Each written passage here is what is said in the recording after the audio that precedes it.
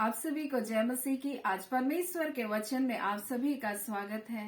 परमेश्वर पिता आज अपने वचनों के द्वारा आप सबको बहुत ऐसे आशीष को दे। पिता परमेश्वर आज अपने वचनों के द्वारा आपसे बोले और बातचीत करे। आज हम द्वार बंद करने के विषय में परमेश्वर के वचन से सीखेंगे।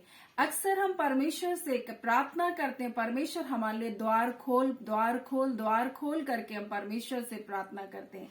परंतु परमेश्वर जब हमारे जीवन को बचाना चाहता है तो परमेश्वर द्वार को बंद करता है। हम नूह के जहाज के विषय में हम लोग देखेंगे। परमेश्वर ने उनको एक दरवाजे के बारे में, वहां पर परमेश्वर ने एक दरवाजा बनाना करके नूह से कहा और उस दरवाजे को परमेश्वर ने बंद किया, नूह ने नहीं बंद किया था। कई बार परमेश्वर हमारे जीवन में द्वार बंद इसलिए करता है ताकि हमारे जीवन में व्यर्थ बातें ना आ सके, हमारे जीवन में नुकसान ना आ सके, हमारे जीवन में हानि ना आ सके।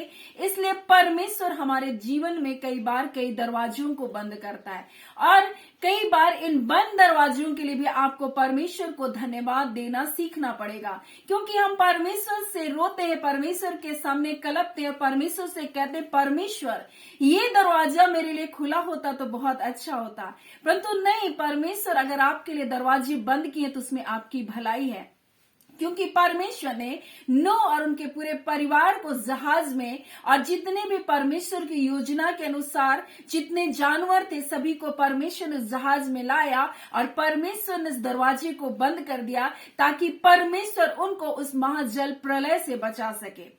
और कई बार परमेश्वर हमारे जीवन में आशीषों को पाने के लिए भी हमको द्वार बंद करने के विषय में सिखाता है। हम लोग देखेंगे दूसरा राजा 4 अध्याय उसका 4 और 5 में, जहां इस प्रकार से लिखा है, फिर तू अपने बेटों समेत अपने घर में जा, द्वार बंद करके उन सब बर्तनों में तेल उंडेल देना, जो भर जाए तो उन्हें अलग रखना। तब वह उनके पास से चली गई और अपने बेटों समेत अपने घर जाकर द्वार बंद किया। तब वे तो उसके पास बर्तन लाते गए और वह उंडेलती गई। और यहाँ एक ऐसी घटना है जहां पर एक स्त्री जो भविष्यवक्ताओं के चेले में से था और उसका पति मर गया था, परंतु वो कर्जदार था। और वह स्त्री इस प्रकार से एलिसा के पास आकर कहती है कि तेरा दास मेरा पति मर गया, तू जानता है कि वह यहोवा का भय मानने वाला है, पर जिसका वह कर्जदार था वह आया और मेरे दोनों पुत्रों को अपने दास बनाने के लिए ले गया। एलिसा ने उससे पूछा, मैं तेरे लिए क्या करूं? मुझे बता, मैं तेरे घर में क्या है? तो उसने, उस दासी ने कहा, मेरे घर में एक हांडी में तेल को छोड़कर कुछ नहीं। तब उसने कहा कि जाकर द्वार को बंद कर और अपने बेटों के साथ जा करके तो क्या कर, द्वार को बंद कर और अपने पड़ोसियों से भी बर्तन को मांग ले। और उसके बेटे बर्तन तो लाते गए और उसकी माँ तेल उंडेलती गई। आज परमेश्वर अपने वचन के द्वारा हमसे बातों को कहना चाहता है, अगर आपके जीवन में समस्याएं हैं, तकलीफें हैं, तो आप भी अपने बच्चों के द्वार को बंद कर ले और अपने जीवन को परमेश्वर के सामने उंडेलना प्रारंभ करें। आप अपने पीड़ाओं को परमेश्वर के सामने उंडेलना प्रारंभ करें। आप द्वार को बंद कर ले, लोगों की बातों को सुनना बंद कर दे, लोगों की आलोचनाओं को सुनना बंद कर दे। अपने कानों को संसार के लिए, अपनी आंखों को संसार के लिए, अपनी जुबान को संसार के लिए आप बंद कर दें। जब आप लोगों को जवाब देते रहेंगे, आप उनसे लड़ते रहेंगे, आप कभी भी अपने जीवन में आशीषों को नहीं पाएंगे। कई बार जब कर्ज जैसी समस्या होती है, लोग कहते हैं अगर तुम्हारा पति भक्त था, तुम्हारा पति अगर परमेश्वर का दास था तो क्यों मर गया? वो बहुत सारे लोग बोलेंगे तुम्हारा पति अगर ऐसा था, परमेश्वर का भय मानता था, तुम आज कर्ज में, तुम गरीबी में क्यों हो? आज बहुत सारे लोग आपके जीवन में बहुत सारी ऐसी बातों को करेंगे, परंतु आप जा करके उन दरवाजों को बंद कीजिए जहां से शत्रु आपके जीवन में चोट को पहुंचाता है, जहां शत्रु आपके जीवन को छलनी करता है। परंतु आप अपने परिवार के साथ जाइए, द्वार को बंद कीजिए संसार के लिए और परमेश्वर के सामने अपनी पीड़ाओं को उंडेल दीजिए। यही काम सुनेमी ने स्त्री की। जब उसका बेटा मर गया, जिसका जवान बेटा मर गया, उसने यही काम किया। उसने ना पति को कहा, ना किसी को कहा, उसने जाकर अपने बेटे को उस एलीसा भविष्यवक्ता के कमरे में जाकर के लिटा दी और दरवाजे को बंद कर दी और जाकर वो परमेश्वर के भक्त की खोज करने लगी। और परमेश्वर का भक्त एलीसा भी आया, तो इस प्रकार से लिखा है, वो अकेला कमरे में जाकर के द्वार को बंद किया और यहोवा परमेश्वर से वो प्रार्थना करने लगा। और तब उसका बेटा जो मर गया था वो जीवित हो गया। आज परमेश्वर आपसे कहना चाहता है, अगर आप अपने जीवन की मरी हुई हालातों पर जय को पाना चाहते, आप अगर अपने दुखों पर जय को पाना चाहते, अगर आप अपनी समस्याओं के ऊपर जय को पाना चाहते, तो आपको द्वार को बंद करना सीखना होगा। अगर आप द्वार को बंद नहीं करेंगे तो शत्रु आपके जीवन को क्या करेगा? नष्ट करेगा। आपके जीवन में दुखों को लेकर आएगा, आपको तरह तरह से लोगों की बातों को सुनाएगा, आप निराश हो जाएंगे। और कई बार लोग ऐसा ही कहते हैं कि तुम्हारे जीवन में, अगर तुम परमेश्वर के लोग हो, तो तुम्हारे जीवन में ऐसी समस्या क्यों आई? और कई बार जब हमारे जीवन में समस्याएं आती है तो लोग हमसे कहते हैं, तुम्हारा परमेश्वर कहाँ है? और ऐसे सवाल, ऐसे जवाबों को आपको देते देते आपको लग रहा है कि मैं थक गई, परमेश्वर, मैं निराश हो गई, अब मैं क्या करूं? तो परमेश्वर कहना चाहता है, अपने परिवार के साथ आप कमरे में जाए। वो कमरा जो परमेश्वर की उपस्थिति का कमरा है, वो कमरा जो परमेश्वर के वचन का मनन का कमरा है, वो कमरा जो परमेश्वर के आराधना का कमरा है, वो कमरा जो परमेश्वर से प्रार्थना करने का कमरा है, वहां जाकर संसार के लिए अपने दरवाजे को बंद कर दीजिए और परमेश्वर के सामने अपनी पीड़ाओं को उंडेलना प्रारंभ कर लीजिए। और इसी प्रकार से इन माँ और बेटों ने क्या, बेटे बर्तन लाती गई, माँ उन बर्तनों में तेल उंडेल गई और जो जो बर्तन भरते गए उनको अलग रखती गई। वैसी परमेश्वर आज अपने लोगों से कहना चाहता है, परमेश्वर आपको अपनी सामर्थ से भरता जाएगा और परमेश्वर आपको अलग करेगा, आपको आशीष का कारण बनाएगा। जब आप परमेश्वर के सामने जाएंगे,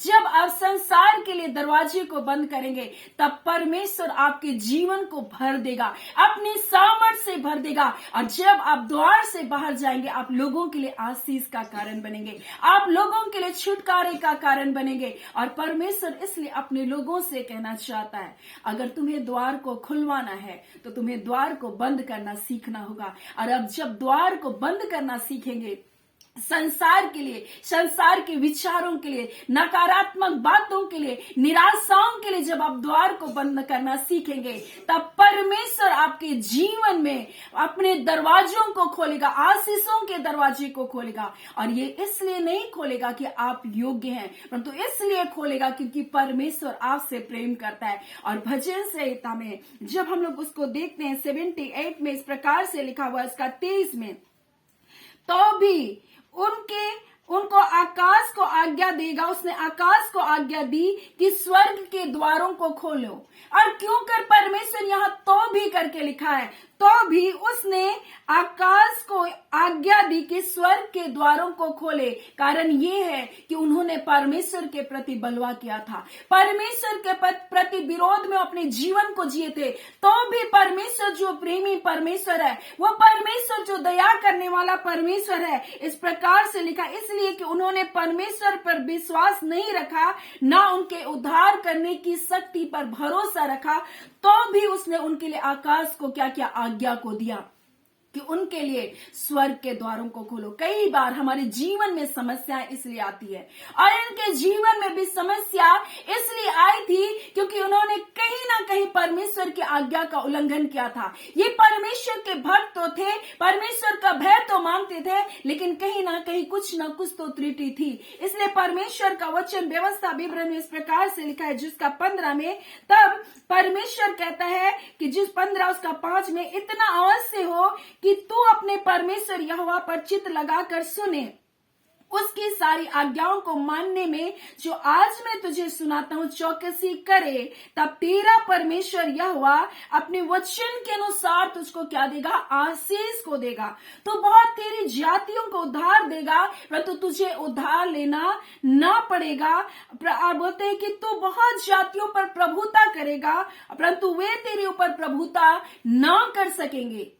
और परमेश्वर कहता है अगर तू परमेश्वर के वचनों को मानने के लिए चौकसी करेगा, उसके वचन को तू ध्यान धरकर अगर सुनेगा, पूरी चित्त लगाकर अगर तू उसे सुनेगा, उसकी आज्ञाओं को मानने के लिए तू चौकसी करेगा, तब परमेश्वर कहता है तुम उधार दोगे, तुमको उधार लेना ना पड़ेगा, तुम प्रभुता करने वालों बनोगे, तुम पर कोई प्रभुता नहीं करेगा। और परमेश्वर इस प्रकार से कहता हालांकि तुम्हारे जीवन में त्रुटियां आई होगी, हालांकि तुम्हारे जीवन में समस्या इस कारण आई कि तुमने कहीं ना कहीं या तुम्हारे पीढ़ी दर पीढ़ी कहीं ना कहीं परमेश्वर के विरुद्ध में कार्य किए, लेकिन आज धन्यवाद कि परमेश्वर तो भी आकाश को आपके लिए आज्ञा देगा कि आपके लिए द्वार को खोलेगा।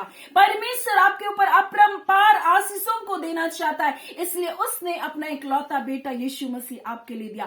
तो भी परमेश्वर आपके लिए आज्ञा दे रहा है, तो भी आज के दिन परमेश्वर कह रहा है मैं अपने बेटे के कारण मैं आकाश को आज्ञा को दूंगा, वो तुम्हारे लिए स्वर्ग के क्या करेंगे, दरवाजे को खोलेंगे। और उसके बेटे यीशु के नाम से आज परमेश्वर आपके जीवन के तमाम बंधनों को तोड़ना चाहता है। वो आपसे कहना चाहता है कि तुम जाओ, परमेश्वर के निकटता में नम्र बन जाओ और परमेश्वर से कहो हाँ मेरे पिता, हो सकता है हमने या हमारे पुरखों ने ऐसी कोई गलती की जिसकी सजा आज हमारे परिवारों में पीढ़ी दर पीढ़ी एक ही जैसा समस्या चली आई है, परंतु आज आपके बेटे के कारण प्रभु दया करके हमारे जीवन के लिए भी प्रभु तो आशीष को दे।